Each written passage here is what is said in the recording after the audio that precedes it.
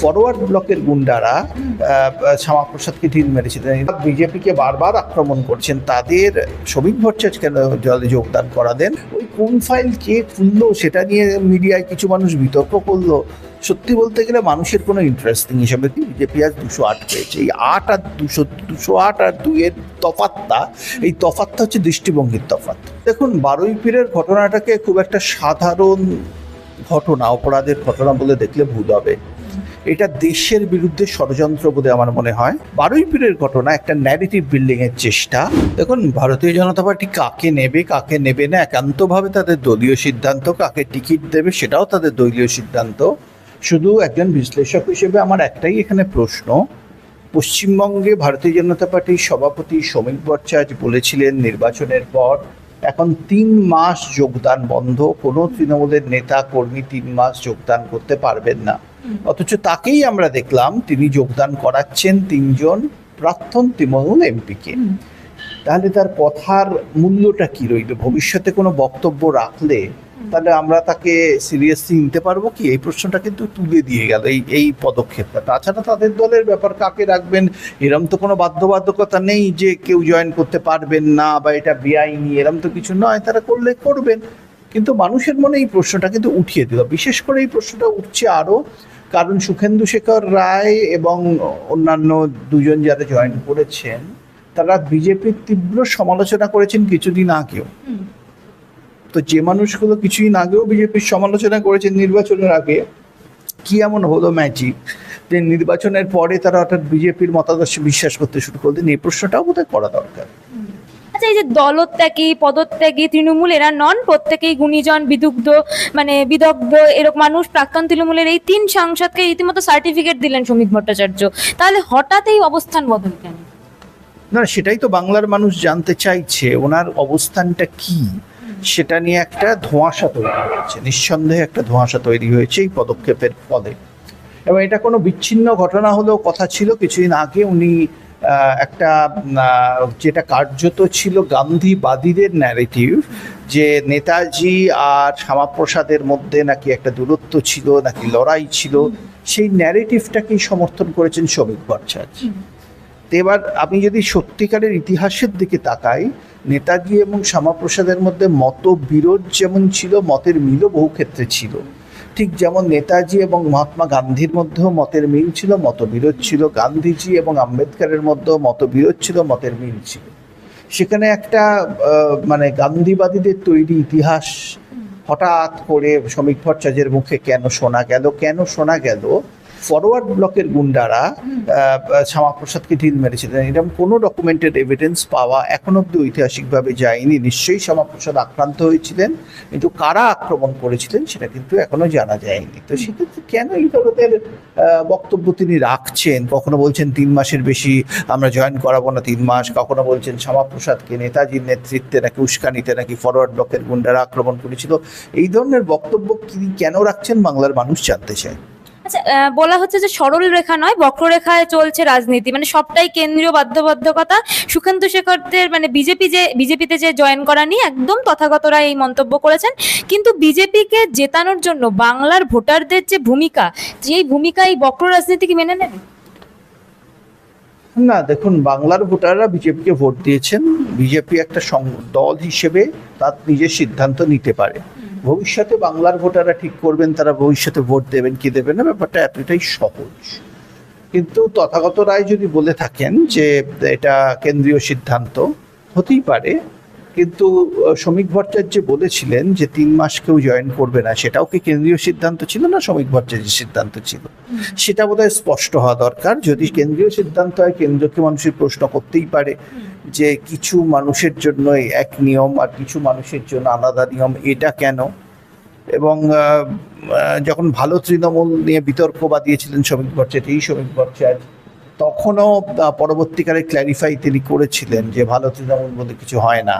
তাহলে যারা তৃণমূলই ছিলেন যারা বিজেপিকে বারবার আক্রমণ করছেন তাদের শ্রমিক ভট্টাচার্য কেন দলে যোগদান করা দেন, নিজে ব্যক্তিগতভাবে কেন করা দেন, এরম নয় যে যোগদান একমাত্র শ্রমিক ভট্টাচার্য করেন। উদাহরণ দিই, সন্তু পান তিনি যখন যুক্ত হয়েছিলেন, শ্রমিক ভট্টাচার্য কিন্তু আপনাদের এই সাংবাদিক একজন, তো তিনি কিন্তু শ্রমিক ভট্টাচার্য জয়েন করাননি, অমিত শাহ করিয়েছিলেন। তা শ্রমিক ভট্টাচার্য যিনি বক্তব্য রেখেছেন তিনিই নিজে জয়েন করে দেন, তিনিই নিজের প্রশংসা করছেন এদের, তো এটা যেন কিছু একটা তার বিশ্বাসযোগ্যতা নিয়ে প্রশ্ন তুলে দিচ্ছে। আচ্ছা, একটা অন্য প্রশ্নে আসি, সেটা হচ্ছে কংগ্রেস এবার একদম ফাইল খোলার দাবি জানালো। কোন ফাইল? না 1993 সালে মহেশ গুপ্তার যে ফাইল, সেই ফাইল খোলার দাবি জানিয়েছে। একদম কংগ্রেসও দেখাচ্ছে ফাইল খোলার বিষয়ে সরকারের প্রতি আস্থা রাখছে। তার মানে তাহলে মানে সেই সব ফাইলই তো খোলা হচ্ছে, তাহলে কি সেই ফাইলও খোলা উচিত, কি বলে মনে হয়? দেখুন, এটা সরকারের সিদ্ধান্ত। বাংলার মানুষের কোন ফাইল খুললো তাদের কিছু এসে যায় না। মানুষ যেটা চায় পরিষেবা কি দিচ্ছে, কোন ফাইল কে খুললো, এইসব নিয়ে কংগ্রেস রাজনীতি করতেই পারে। তারা অতীত নিয়ে রাজনীতি করে। তাদের অতীত হচ্ছে মনমোহন সিং, সোনিয়া গান্ধী, রাজীব গান্ধী, ইন্দিরা গান্ধী, এই অতীত নিয়ে তারা রাজনীতি করে। ভবিষ্যৎ নিয়ে যে রাজনীতি, বাংলায় কি কর্মসংস্থান হচ্ছে?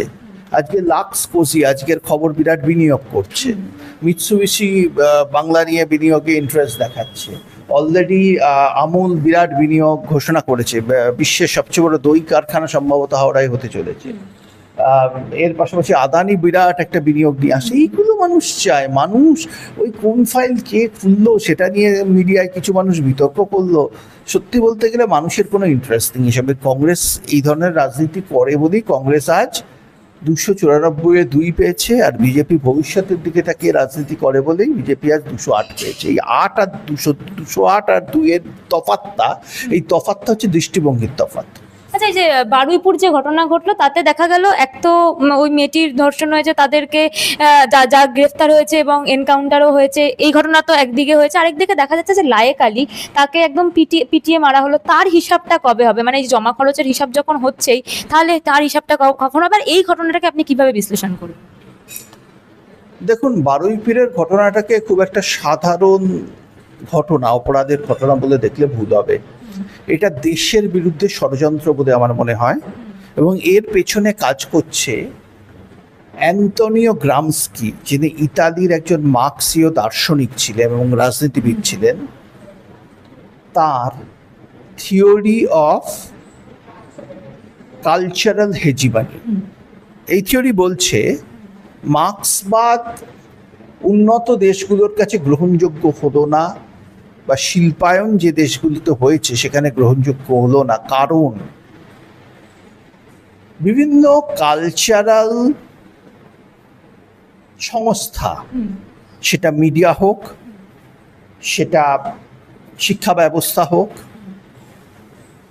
বা সেটা ধর্ম হোক, তার মাধ্যমে যারা নিপীড়িত মানুষ তাদের চিন্তা ভাবনাগুলোকে বদলে দেওয়া গেছে এবং তাদের এই শোষণটাকে গ্রহণ করতে শিখিয়েছে। সুতরাং গ্রামস্কির থিওরি বলছে যদি মার্ক্সবাদকে প্রতিষ্ঠা করতে হয় তাহলে এই সংস্থাগুলোকে, জাতীয়তাবাদী সাংস্কৃতিক সংস্থাগুলোকে, সাংস্কৃতিক জাতীয়তাবাদী সংস্থাগুলোকে ধ্বংস করতে হবে।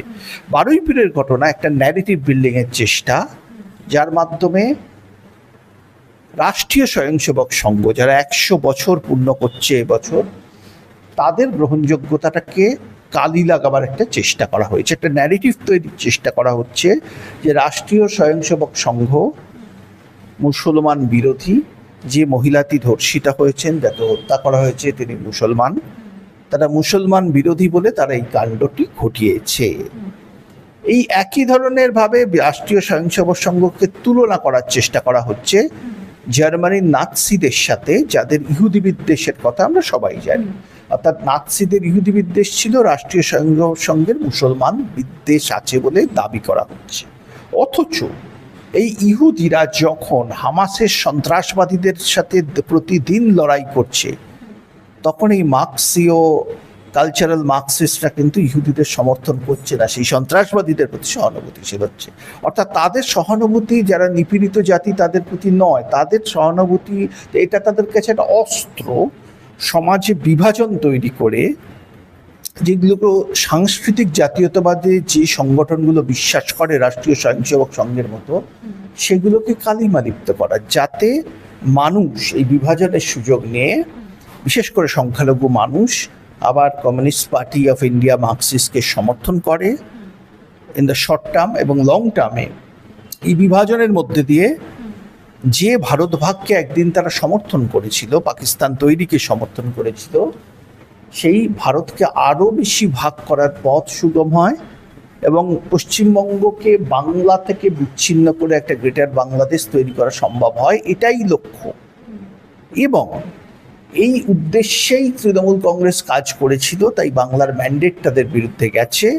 তৃণমূল কংগ্রেস হেরে গেছে, কিন্তু যে রক্তবীজেরা এই ষড়যন্ত্রের বীজ রোপণ করেছিল বাংলার বুকে, তারা এখন বামেদের উপর নির্ভর করে, অর্থাৎ কালচারাল মার্কসিস্টদের উপর নির্ভর করে এই ষড়যন্ত্রকে সফল করে তুলতে চাইছে। এবং তার প্রথম পদক্ষেপ হচ্ছে বারুইপুর। এবং বারুইপুরকে একটা সাধারণ অপরাধের ঘটনা ভাববেন না, এটা বাংলার বিরুদ্ধে এবং দেশের বিরুদ্ধে একটা ষড়যন্ত্র। আচ্ছা, এই যে সবকিছুর একটা সীমা আছে, ভয়েস স্যাম্পল না দিলে এবার একদম রক্ষা খরচ প্রত্যাহার করে নেওয়া হবে, এরকম হাইকোর্টের একদম চরম ভৎসনার পর মামলা তুলে নিলেন অভিষেক বন্দ্যোপাধ্যায়। মানে একদিকে বলছে আমারই কণ্ঠ, তাহলে নমুনা দিতে সমস্যা কোথায়? অভিষেক বন্দ্যোপাধ্যায় ভয় পাচ্ছেন শুধু দুর্নীতির জন্য, এটা আমরা মনে করি না। এখন বাংলার গলি গলি মে চোর হয়, অভিষেক ব্যানার্জি চোর হয়। মানে প্রত্যেক তৃণমূলের মানুষ বলুন, তৃণমূল বিরোধী বলুন, সবাই জানেন উনি চুরি করেছেন। গরু থেকে কয়লা, চাকরি থেকে মানে সমস্ত কিছুই উনি মোটামুটি চুরি করে নিতে চলেছে। শেষ পর্যন্ত তো ওনার ফাইলগুলোকে চুরি করে মমতাকে পালাতে হলো ওর দুর্নীতি ঢাকতে। সেটা সমস্যা নয়, সমস্যা হচ্ছে আরও একটা বৃহত্তর ষড়যন্ত্রের অংশ সম্ভবত অভিষেক ব্যানার্জি। এখন যেটা দেখা যাচ্ছে, এই টাকাগুলো, চাকরি বিক্রির টাকা এবং অন্যান্য দুর্নীতির টাকা তৃণমূলের অ্যাকাউন্ট থেকে দেখা যাচ্ছে, যেটা আমি শুনলাম, ক্যারিবিয়ান দ্বীপপুঞ্জের একটা দ্বীপে ট্রান্সফার করা হচ্ছে, যে ক্যারিবিয়ান দ্বীপপুঞ্জ মার্কিন যুক্তরাষ্ট্রের কাছাকাছি। এবার আপনি মনে করুন, যখন মমতা বন্দ্যোপাধ্যায় ক্ষমতায় এসেছিলেন 2011 সালে, তখন মার্কিন স্বরাষ্ট্র সচিব হিলারি ক্লিন্টন, তিনি কলকাতায় এসেছিলেন, মমতার সাথে দেখা করেছিলেন। ভারতবর্ষে অনেক নতুন মুখ্যমন্ত্রী এসেছেন, তাদের কারোর সাথে হিলারি ক্লিন্টন দেখা করেননি। আবার মমতা পরাজিত হওয়ার পর মার্কো রুবিও কলকাতায় আসেন এবং মিশনারিজ অফ চ্যারিটির সাথে মিটিং করেন।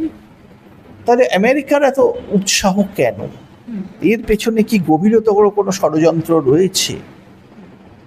যে ষড়যন্ত্রের অংশীদার তৃণমূল কংগ্রেস এবং স্বাভাবিকভাবে অভিষেক বন্দ্যোপাধ্যায়, এবং ঠিক এই কারণে টাকাগুলো ট্রান্সফার করা হচ্ছে। ট্রানজাকশনটা হচ্ছে ক্যারিবিয়ান একটা দ্বীপপুঞ্জ, এটা মার্কিন যুক্তরাষ্ট্রের কাছে একটি অংশে। এই প্রশ্ন কিন্তু বারবার উঠে যাচ্ছে। আবার গতকাল শুভেন্দু অধিকারী মুর্শিদাবাদে গিয়ে বলেছেন সেখানে পুলিশের কাছে তিনি খুশি নন। মুর্শিদাবাদ দেশ ভাগের সময় পাকিস্তানে যাওয়ার কথা ছিল, কারণ সেটা মুসলিম অধ্যুষিত একটি জেলা ছিল। এই মুর্শিদাবাদ ভারতবর্ষের রাখার ক্ষেত্রে শ্যামাপ্রসাদ মুখার্জি, জওহরলাল নেহেরু, সর্দার প্যাটেল পদক্ষেপ নিয়েছিলেন। কারণ মুর্শিদাবাদকে যদি আলাদা করে দেওয়া যেত, তাহলে উত্তরবঙ্গ দক্ষিণবঙ্গকেও আলাদা করে দেওয়া যেত, বাংলাকে ভাগ করে দেওয়া যেত, আরেকটা ভাগ করে দেওয়া যেত। তো মুর্শিদাবাদকে রাখার জন্য তারা খুলনা এবং যশোরকে, পূর্ববঙ্গকে দিয়ে মুর্শিদাবাদকে এখানে রাখেন। এখন মুর্শিদাবাদকে ভারত থেকে বিচ্ছিন্ন করার কি একটা ষড়যন্ত্র করা হচ্ছে? কারণ মুর্শিদাবাদের বুকেই রক্তবীজদের দাপাদাপি সবচেয়ে বেশি বলে শোনা যায়। কারণ বাংলাদেশের বর্ডারে সেই জায়গাটা, মুর্শিদাবাদের বুকে কিন্তু সারা বাংলাও জিতলেও ভারতীয় জনতা পার্টি সেভাবে সাফল্য পাননি। অর্থাৎ ভারতীয় জনতা পার্টির বিরুদ্ধেই একটা জনগোষ্ঠী সেখানে তৈরি হয়েছে। তো এটা নিয়ে চিন্তিত হওয়ার কারণ আছে, সারা দেশের চিন্তিত হওয়ার কারণ আছে। কারণ মুর্শিদাবাদকে যদি ভারত থেকে বিচ্ছিন্ন করার বা সেখানে সন্ত্রাসবাদী কাজ শুরু করার একটা চক্রান্ত করা হয়, তাহলে সারা দেশের ক্ষতি। সুতরাং মোদ্দা কথা, তৃণমূল ছিল একসময় একটা মাধ্যম এই চক্রান্তের, আজকে হয়তো বাম সেই মাধ্যমটাকে হয়ে যাচ্ছে। কিন্তু অভিষেক বন্দ্যোপাধ্যায় এই তৃণমূলের এই চক্রান্তে, দেশ বিরোধী চক্রান্তে জড়িয়ে থাকার সাথে তিনি জড়িয়ে থাকছিলেন না, এটা কখনো বলা যায় না। এবং সেই জন্যই সম্ভবত তিনি ভয় পাচ্ছেন। এগুলো সামনে চলে এলে এই কেসটা দুর্নীতির কেস থাকবে না, এটা রাষ্ট্রদ্রোহিতার কেস হয়ে যাবে। আচ্ছা, একদম শেষ দুটো প্রশ্নে আসছি। সেটা হচ্ছে প্রথম প্রশ্ন, যেটা যে আপনি কিছুক্ষণ আগেই বললেন মিৎসুবিশির যে সেমিকন্ডাক্টর ইউনিট তৈরি হওয়ার কথা পশ্চিমবঙ্গে, আরেকটা বললেন যে আদানি গ্রুপের যে পশ্চিমবঙ্গের স্বাস্থ্য নিয়ে যে প্রজেক্ট চালু করার কথা, যেখানে উন্নত মানের হাসপাতাল তৈরি হবে, সেখানে 2000 বেডের একটি হাসপাতাল তৈরি করাবে, যেখানে 1000 বেড হচ্ছে গরিব মানুষদের জন্য পরিষেবা পাবে, গরিব মানুষরা পরিষেবা পাবে। তাহলে অবশেষে পশ্চিমবঙ্গের বুকে যে শিল্পের খরা, সেই খরা কাটতে চলেছে। আর অন্যদিকে যে স্বাস্থ্য ব্যবস্থা, সেই স্বাস্থ্য ব্যবস্থায় কি গরিব মানুষেরা উন্নত পরিষেবা পাবে বলে মনে করছেন? কি বলবেন, মানে শিল্প স্বাস্থ্য নিয়ে কি ভবিষ্যৎ? আমাদের স্বাস্থ্যমন্ত্রী কে? ডক্টর শারদত্ত মুখার্জি, যিনি একজন প্রখ্যাত ডাক্তার। তিনি চুরি করতে রাজনীতিতে আসেননি, প্রচুর রোজগার ছিল তার ডাক্তারিতে, জনসেবা করতে এসেছিলেন। এর আগে স্বাস্থ্যমন্ত্রী কে ছিলেন? মমতা বন্দ্যোপাধ্যায়, যার স্বাস্থ্য চিকিৎসা ব্যবস্থার সাথেই তার কোনো সম্পর্ক ছিল না, এবং তার বিরুদ্ধে দুর্নীতি, তার এবং তার দলের বিরুদ্ধে দুর্নীতির অভিযোগ আছে। তফাৎ তো একটা হবেই, যিনি কাজটা বোঝেন এবং যিনি নিজে ডাক্তার এবং যিনি সৎ মানুষ, তিনি পদক্ষেপ নেবেন স্বাস্থ্য পরিষেবার উন্নতির জন্য, এটাই তো স্বাভাবিক। আর মমতার উদ্দেশ্য ছিল সম্ভবত এখানে বাংলাদেশিদের স্বাস্থ্য চিকিৎসার নামে, হেলথ ট্যুরিজমের নামে বাংলাদেশিদের ভিড় বাড়িয়ে সেই বাংলাদেশিদের প্রায় স্থায়ী বসবাসের জায়গা করে দেওয়া বাংলার বুকে, এটাই উদ্দেশ্য ছিল। শিল্পে তাপস রায়ের মতো মানুষ, বিদগ্ধ নেতা, কংগ্রেসে ছিলেন, তৃণমূলে ছিলেন, তিনি নেতৃত্ব দিচ্ছেন সেখানে দাঁড়িয়ে। অর্থমন্ত্রী কে? আর আগে কে ছিলেন? যিনি চন্দ্রিমা দেবী ছিলেন, চন্দ্রিমা দেবী নিজেই বলছেন বাজেট কি হতো তাকে বলা হতো না। আর আজকে আমরা দেখেছি কি ধরনের বাজেট এখানে পরিবেশন করা হয়েছে, যেখানে একদিকে মানুষের জন্য বিভিন্ন উন্নয়নমূলক প্রকল্পে টাকা দেওয়ার ব্যবস্থা আছে, অন্নপূর্ণা ভাণ্ডার রয়েছে, তার পাশাপাশি কিন্তু ইনফ্রাস্ট্রাকচার বিল্ডিংয়ে জোর দেওয়া হয়েছে, শিল্পায়নে জোর দেওয়া হয়েছে। এবং এটা সম্ভব হয়েছে কারণ স্বপন দাশগুপ্তর মতো একজন বিদগ্ধ মানুষ, যিনি সংবাদ জগতের মানুষ, একজন সাংবাদিক, তিনি আজকে আমাদের অর্থমন্ত্রী। সুতরাং যখন স্বপন দাশগুপ্ত, তাপস রায়, শারদত্ত মুখোপাধ্যায়ের মতো মানুষেরা মন্ত্রিত্ব সামলান, একটা তফাৎ তো হবেই যখন মমতা বন্দ্যোপাধ্যায়, ববি হাকিম এবং সুজিত বসুরা মন্ত্রিত্ব সামলান তার থেকে। অসংখ্য ধন্যবাদ আপনাকে। আজকে আমাদের সাথে ছিলেন রাজনৈতিক বিশ্লেষক নীলাদ্রি বন্দ্যোপাধ্যায়। আপনারা ওনার রাজনীতি নিয়ে নানা বিশ্লেষণের কথা শুনলেন, এবং ভিডিওটি ভালো লাগলে অবশ্যই লাইক, শেয়ার অ্যান্ড সাবস্ক্রাইব করে আমাদের পাশে থাকবেন। আর আপনাদের জন্য কমেন্ট বক্স খোলা আছে, আপনারা আপনাদের মূল্যবান বক্তব্য সেই কমেন্ট বক্সে জানাতে পারেন। দেখতে থাকুন, শুনতে থাকুন পলিটিক্যাল ডেইলি। অসংখ্য ধন্যবাদ আপনাদের।